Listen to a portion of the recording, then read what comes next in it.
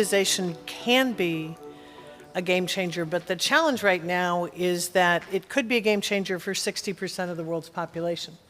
40% of the world's people don't have access to the internet, many of them because they don't have access to electricity.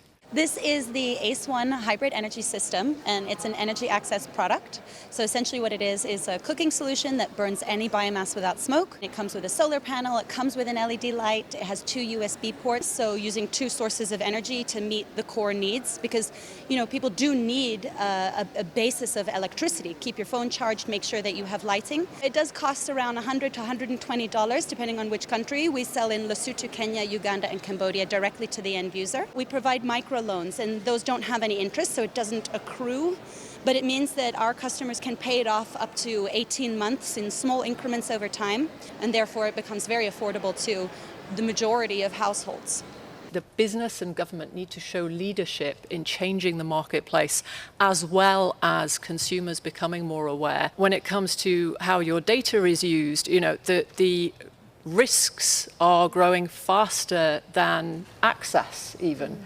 What's really encouraging is seeing, for example, the e-commerce negotiations that are going on at the moment with the WTO, incorporating these consumer asks and needs, because it's about privacy and the free flow of data. You can have the and. The work that's being done here multilaterally at the WTO, I don't think we can underestimate the rules of trade and what they can do. For example, we know that e-commerce is one of the areas that's being focused on and negotiated now.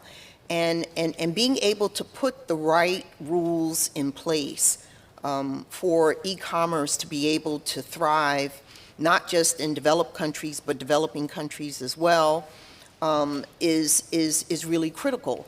And so, the negotiators here have an important job. We negotiate on the basis of our own countries, quite frankly, in the short term, rather than negotiating with an eye to the long term. You think about Africa, largest untapped market in the world. It's got a lot of things the rest of the world wants.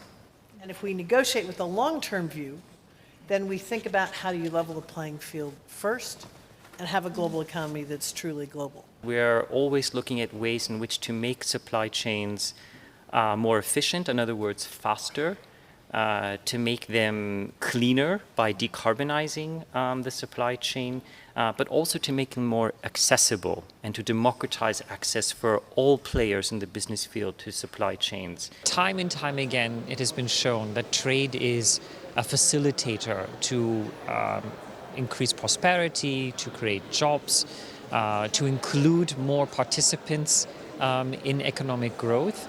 Such as women, the poor, small and medium enterprises. The more that technology is leveraged to have them participate in economic growth, the more successful economies will be.